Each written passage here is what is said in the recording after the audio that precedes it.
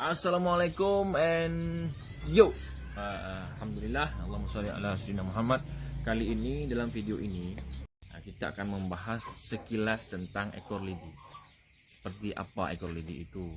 Ini saya mengutip pernyataan-pernyataan ya, kalimat-kalimat itu sumber-sumber daripada para senior yang saya sederhanakan bahasanya dalam video ini. Ada beberapa poin yang ingin saya sampaikan tentang ekor lidi itu, ya, tentang ekor lidi. Oke, yang pertama ialah ayam ekor lidi itu ialah katurangan. Katurangan bermakna itu kekhasan, ya, atau kelebihan. Dan ekor lidi itu bukan jenis ayam. Jadi jangan pikir kita ini jenis ayam, ekor lidi bukan. Yaitu kekhasannya, katurangannya. Katurangan itu biasanya ada dua ya. Yang pertama di ekor, yang kedua di jengger. Jengger ya, jengger besar gitu. Kalau yang sering kita bahas itu ialah di ekor, karena kita bermain di ekor lidi. Tapi ada juga yang ekor lidi punya katurangan di jengger, ya lebih bagus lagi. Tapi itu jarang ada, kalaupun ada ya sangat mahal harganya. Ada saya ada jumpa, di Jawa banyak. Cuma harganya ya wow gitu. Tapi kita bahas tentang ekor lidinya, katurangan di ekor saja. Kemudian poin kedua ialah ayam ekor lidi ini berasal dari istilahnya itu bangkok. Makanya nama panjangnya itu bangkok ekor lidi, atau bangkok klasik ekor lidi, atau bangkok klasik katurangan ekor lidi. Jadi asalnya itu ya dari bangkok itu. Pada umumnya itu istilah yang pada umumnya kita pakai di Indonesia. Karena kenapa? Karena saya belum pernah jumpai jenis pama ekor lidi, itu belum pernah jumpa. Atau jenis ganoi ekor lidi, saya belum pernah jumpa sejauh ini ya. Mana tahu di teman-teman di wilayah lain ada jumpa, itu Allahu a'lam lah, saya nggak tahu. Tapi yang saya tahu dan saya nggak pernah jumpa jenis pama ataupun magon ataupun ganoi itu nggak, ekor lidi nggak pernah. Pasti dia dari jenis bangkok atau bangkok ekor lidi ya, dari jenis bangkok dia umumnya, pada umumnya. Nah ini yang penting juga nih, poin selanjutnya nih. Bangkok ekor lidi atau paceknya bangkok ekor lidi, kemudian ada maceknya atau indukannya bangkok ekor lidi, anakannya itu tidak 100% ekor lidi. Nah, ini harus diketahui dulu. Kenapa? Karena ini kan katurangan dia kelebihan. Boleh jadi dia tidak menurunkan kelebihan itu kepada anaknya, pacik atau maciknya. Nah, jadi jangan pikir kalau udah bangkok ekor lidi jantan, ekor lidi betina itu semuanya anak ekor lidi, belum tentu. Tapi sebahagian besar memang ekor lidi. Tapi kan kita kan tidak membuat kepastian ya, yang semuanya itu mesti ekor lidi. Tak boleh macam tu. Sebab kenapa? Mungkin dalam 10 ekor itu kebanyakan persentasenya itu ya ekor lidi. Boleh jadi semuanya ekor lidi, ya boleh jadi. Dan boleh jadi juga enggak semuanya ekor lidi, boleh jadi. Saya pernah curhat dengan salah seorang teman saya ya di Banda Aceh. Yang beliau beli satu indukan gitu yang dari pacek terkenal A dan macek terkenal B. Dia borong semua satu indukan. Semuanya hanya kebut. Bahasanya hanya kebut, maksudnya semuanya itu nggak jadi ayam, nggak jadi ayam ekor lidi. Ekornya ya biasa aja gitu loh. Jadi intinya ya tidak semua ayam ekor lidi, induk atau ayahnya itu menurunkan ekor lidi kepada anak-anaknya. Itu sebagai kesimpulan kecil dulu ya. Nanti kita bahas di lain kesempatan yang lebih panjang. Karena kenapa? Karena nampaknya itu berbeda kalau ayam ekor lidi ini. Kalau dari kecil kita nggak bisa tebak ya. Oke, sekarang selanjutnya nih, poin keempat. Saran bagi pembeli, saya bawa tablet nih supaya nggak lupa saya. Saya lihat di sini nanti karena penting dibahas ini masalah ini. Saran bagi pembeli ya, pembeli manapun Anda berada, apakah itu pembeli dari hobby farm atau pembeli dari farm-farm lain yang saya dukung ya, teman-teman yang hobi ekor lidi yang saya dukung. Saran bagi antum semua, bagi para pembeli ialah kalau memang antum mau anak ayam itu jelas ekor lidinya nampak bagus, belilah di umur 5 bulan ke atas atau 4 bulan 5 bulan ke atas gitu. Karena biasanya di umur segitu karakter ekor anak ayam itu sudah jelas nampak. Udah tahu kita ini nampak kembang gitu ataupun gempel, terserah. Itu dia nampak ekor lidinya. Tapi minusnya harganya ya lebih mahal. Itu sudah pasti ya. Sudah pasti itu harganya lebih mahal. Jadi kemudian selanjutnya bagi pembeli yang membeli anak ayam dari pacek juga dan dari pacek dan indukan ekor lidi yang membeli dari umur DOC sampai umur kurang lebih 1 bulan ataupun di bawah 1 bulan lah ya, itu kita kan punya risiko dua. Yang pertama, anakannya memang ekor lidi. Yang kedua, anakannya nggak turut ekor lidi. dia emang anak bapak dari macek dan dari pacek itu, tapi dia nggak menurunkan kualitas pacek dan maceknya. Nah, jadi itu kelemahannya. Tapi plusnya harganya lebih murah, sudah pasti. Tapi kalau kita beli 5 bulan harganya mahal, ayamnya sudah pasti bagus karena udah nampak kan karakter ekornya. Kalau dari umur 1 bulan ke bawah lah, itu berisiko belinya, harganya lebih murah, itu sudah pasti. Sudah ada cause and effect lah, ataupun plus minusnya, sudah demikian. Jadi kalau kita harap beli ayam murah dapat bagusnya, mengat dayo juga. Di hanaglah gegok, belah dayo hanaglah gegok. Benar ada buka. Kita sambil santai sedikit ya, sembang-sembangnya kan. Jadi ini perlu diketahui. Jadi kenapa? Jadi kalau hobby farm itu biasanya menjual di umur 1 bulan ataupun 1 bulan lebih ke atas, kurang lebih 1 bulan. Nah, karena kenapa? Biasanya di umur 1 bulan tuh udah agak nampak ciri-cirinya, walaupun sulit ditebak nih, tapi udah nampak ciri-cirinya. Dia nampak pipetnya udah nampak panjang, udah nampak ininya apa tuh, kalau bahasa kami peringcun yang bilang, udah nampak besar ininya tuh, pangkal ekornya tuh. Oh, ini kolidi. Kalau yang nggak sesuai kolidi saya pisahkan tuh, saya lihat dulu. Biasanya kadang-kadang kalau nggak keluar di umur sebulan, di umur 2-3 bulan atau 4 bulan dia kan bagus nampaknya. Tapi yang umur 1 bulan biasanya udah nampak tuh, baru saya pisahkan. Tapi kalau di bawah tuh saya nggak berani jual, dan saya nggak berani jamin. Kalau apalagi umur seminggu 2 minggu saya nggak berani jamin. Teman-teman lain mungkin udah upgrade lagi ilmunya, yang pernah jual baru netas ataupun 2 minggu, itu terserah mereka, itu yang apa. Mungkin kita respect dan kita hormat. Mungkin mereka lebih alim lagi bidang ini ya. Alim kan artinya berilmu, punya ilmu, mengetahui banyak tentang ini ya nggak masalah ya kan. Yang penting sama-sama deal lah, pembeli dan penjual sama-sama deal. Nah, itu penting ya, ini ketahui. Kemudian pesan dari teman-teman juga di Madura yang pernah saya ingat dari beberapa senior di sana bilangnya, ini kata-kata ini mutlak nih.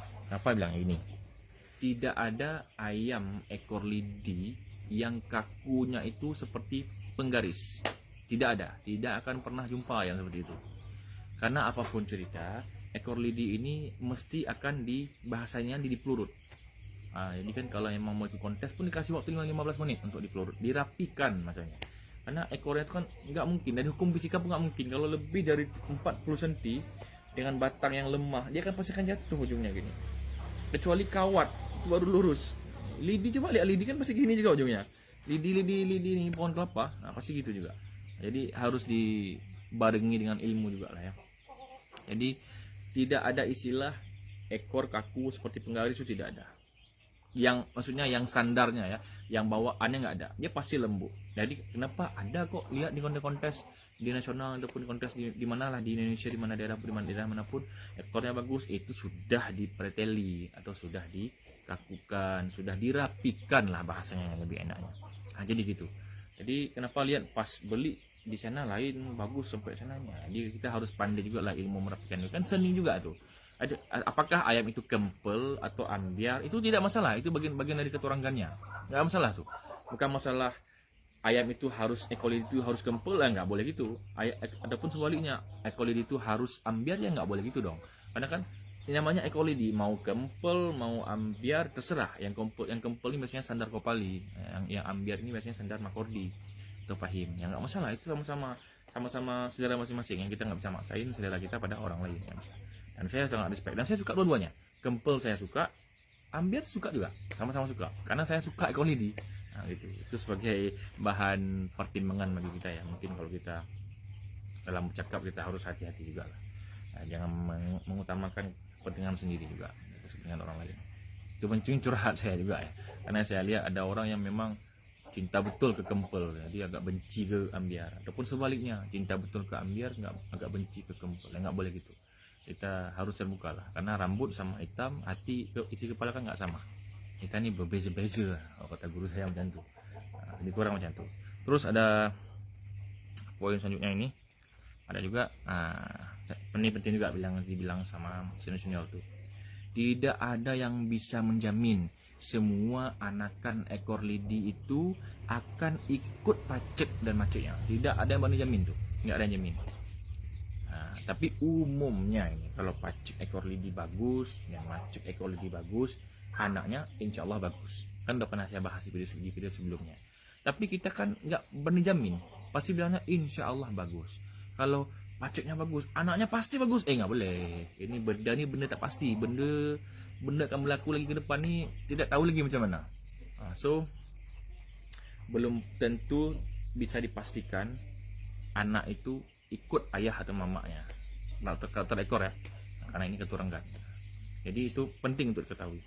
Jadi kenapa? Jadi jangan sampai kita sebagai pembeli nih, saran sebagai pembeli lah, jangan bilang penjual ini penipu lah. Apabila bilang oh saya beli anak ini penipu, anaknya nggak gini, kan kita nih, kami sebagai hobby farm ataupun punya penjual ayam yang peternak yang lain, kita cukup mengirimkan foto ayah dan mamanya kepada pembeli. Contoh mamanya. Kalaupun ada yang ikut mamanya, alhamdulillah, ayahnya alhamdulillah memang bagus. Ya kalaupun ada 1-2 yang ikut, jangan salahkan penjual. Karena kenapa? Karena jangan sampai diviralkan itulah. Viral pula nih penjual nih penipu. Enggak boleh gitu kita. Karena kalau mau beli yang bagus ya boleh dari umur 5 bulan ke atas. Siapkan budget yang bagus juga. Jangan ngarap yang bagus saya sedangkan budget mau beli ayam di pasar. Kan nggak sesuai ya. Ini bukan no offense, bukan mau menyindir seseorang, enggak. Maksudnya gini, kita kan harus sesuai keadaan juga lah. Kalau beli murah sampai puluhan juta sanggup kok. Kalau mau beli ayam, ini hobi bos. Ini hobi. Kita kalau hobi ini kan, kalau perkara hobi ini, duit tuh letak tepi dulu. Karena hobi ini lain dengan yang lain. Kalau ada orang bilang hobi ayam itu mahal, betul mahal. Coba tanya ayam nih kalau di luar-luar gimana harganya. Oke, makanya kami sekarang di Aceh, kita berusaha ya, udah beli materi dari luar.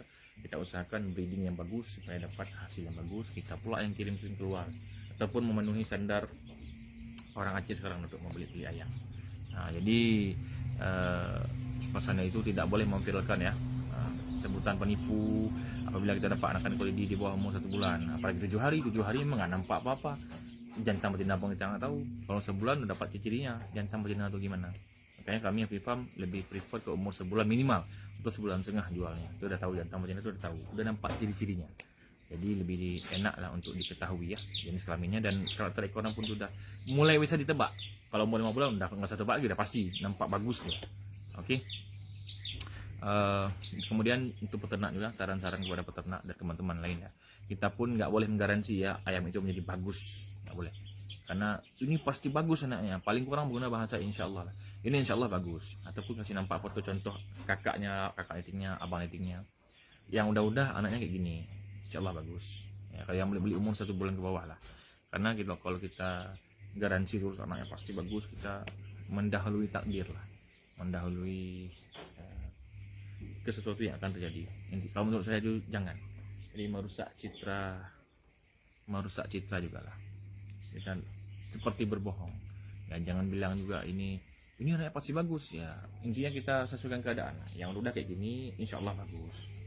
Jadi kita sesuaikan lah, jangan terlalu takabur dalam kita menjual ataupun memastikan keadaan anak ayam kita. Kalau bilang bagus ya ini insya Allah bagus. Intinya udah ada gini.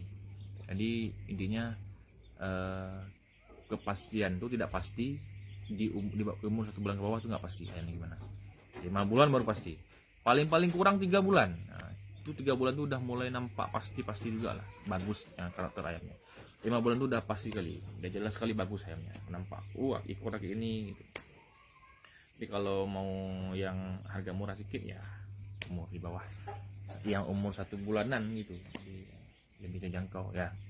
Konsekuensinya ya tadi gitu, belum tentu dapat ayam yang bagus. Bisa jadi waceknya ambiar bagus gini kok ya, namanya kayak gini lah, anaknya lagi nih ya, kan belum tentu karena keturunan.